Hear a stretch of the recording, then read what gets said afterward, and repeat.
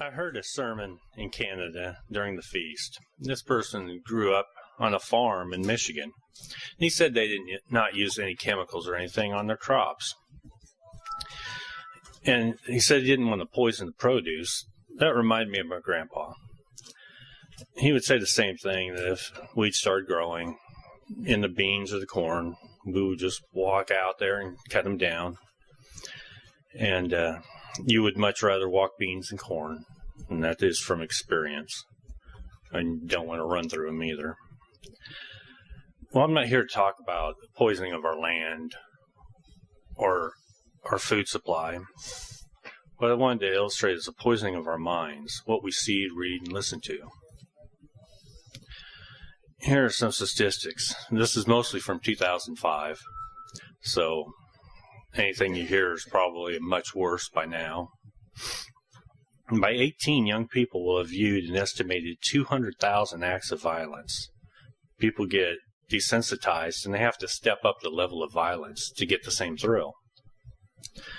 The average American teenager will view nearly 14,000 sexual references, innuendos, and jokes.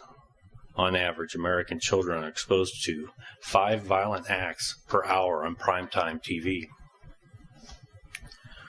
On December 10, 2003, Fox failed to bleep the F word and S word during the Billboard Awards music show. There were over 2 million 2 to 17-year-olds watching. They comprised over 20% of the viewing audience. The average time in a day a kid watches TV is 4 hours. 54% of the kids have a TV in their bedroom. And this is 05 statistics, so you know it's much higher now. 44% say they watch different programming when their parents are not around. 25% of them choose MTV. 66% of children ages 10 to 16 surveyed say their peers are influenced by TV shows. I would have liked to ask them if they were influenced too. They seem to know that their peers were, but maybe they thought they were immune to it. 62% say that seeing sex on TV and in the movies influence kids to be interested in having sex at younger and younger ages. And 77% said there's too much sex before marriage on TV. That's probably a lot lower now. You know, as time goes by, people don't really care about that. It said 65% says that shows like The Simpsons and Married with Children encourage kids to be disrespectful to their parents. And I can see that. By age 18, a U.S. youth will have seen 16,000 simulated murders. The current trend is to show alternate lifestyles, and you know that will influence the behavior of upcoming generations. Americans spend a third of their free time watching TV. That is more than the next 10 most popular leisure activities combined. In 2001-2002 TV season, sexual content appeared in 64% of all TV programs. And that was the closest one I could find. I'm sure that's over 75% or better by now. And then what about music? What they call degrading and non-degrading sex in music. The non-degrading is your innuendos, but you know what they're talking about. But the degrading is very graphic and usually has violence involved with it. On the degrading, in order to play it here, I would have had to have bleeped it 10 times. On the song with very few words in it. The non-degrading, I wouldn't have had to bleep any, but you would have known what the context was in the song. Sodom and Gomorrah did not become this way overnight. It was gradual progression over time. It is being accelerated now by our social media. Abraham pleaded with God to save them if there's even 10 people. It wasn't even 10 people. There's really only one. In the days of Noah, we know the progression is complete depravity with 1,000 to 1,500 years or so after the creation of mankind. And they did say that there was one movie that you should never watch, ever. And they said that was the Apple Dumpling Gang.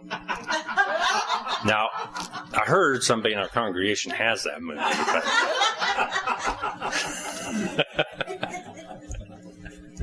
actually, that's one of the few you should watch. Turn to James 3:8. James 3:8. Verse 8. But no man can tame the tongue. It is unruly evil, full of deadly poison. And you look at the movies, books, TV, music, and mostly it is what's coming off the tongue is evil. You think you might be watching something or reading something that's not bad, but it just seems like most of it is. Now, we also have to deal with the internet and the fact that it does not have any censors or restrictions. I'm going to read an article based on what is currently happening in the UK and leading their Prime Minister to try to impose restrictions. He is coming under fire and being blamed for trying to control the media through censorship. But he has gotten Microsoft and Google to help with trying to limit access to minors. A former editor of a soft pornography magazine in the UK now believes that porn has devastated a generation of teenagers and is urging parents to do as much as they can to shield their children from its effects. Martin Dobney has said that conversations with 13, 14, and 15-year-olds about their pornography habits and the subsequent research study about its propensity is to be addictive are leading him to speak out against it, according to the Daily Mail.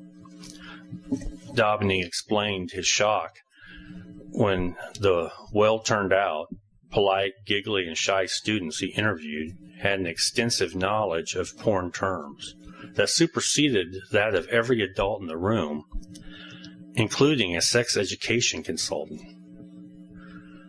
These kids were balanced, smart, and savvy. They were the most academically gifted and sporting in the school. They came from ordinary, hardworking households, said Dobney, who was horrified to learn that most of the pornography they were consuming was accessible through Facebook and their cell phones. The adults in attendance were incredulous to the thought that not only did this kind of porn exist, but that their 14-year-old son might have actually watched it. Dobney was even more dismayed that much of the hardcore stuff that the students were watching had already altered boys' expectations for girls. The teens also indicated that they believed that most of their peers were also watching hardcore porn online, and that their parents trusted them and were oblivious to their internet viewing habits. The assertion supported by a recent UK survey of the viewing habits of 80 12 to 16-year-olds. Dobney also studied the long-term effects of pornography addiction and discovered that many had lost relationships, jobs, and money because of porn. His research also sent him to Valerie Voon, a neuroscientist at Cambridge University, who carried out a study showing that the brain's reaction to serious pornography addiction showed clear parallels with those of substance addictions. Dobney said that the most vile thing he learned during his study was that this addiction is leading to increased violence against women. So we think, as first fruits, maybe we're immune to this kind of influence of what is going on around us in the media. We go to Luke 22, verse 31. Luke 22, verse 31. And the Lord said, Simon, Simon, indeed Satan has asked for you that he may sift you as wheat. But I have prayed for you, that your faith should not fail. Here Peter was right there with Christ, and could end up being influenced by Satan. Now if we go to Proverbs 12, 17, and 18.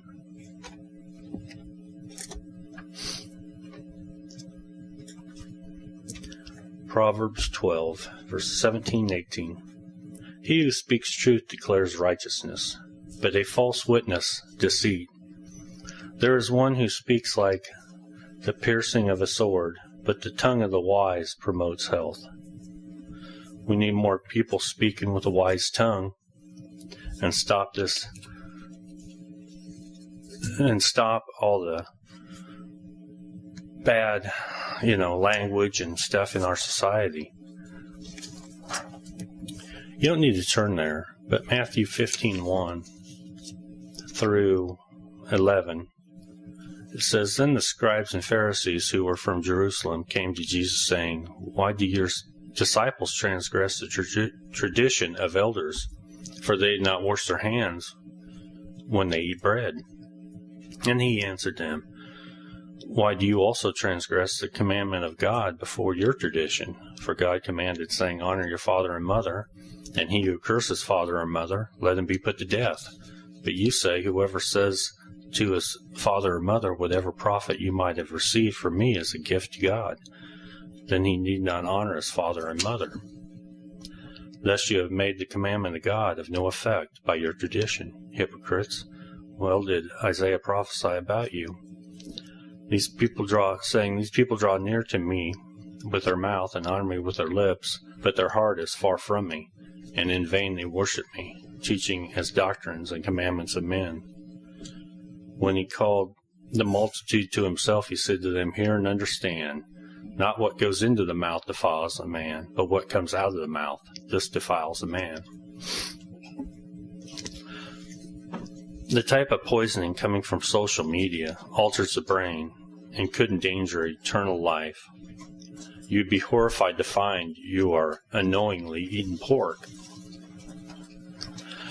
But be even more careful about what enters your brain and that of your children than what enters your mouth and is eliminated through the digestive system.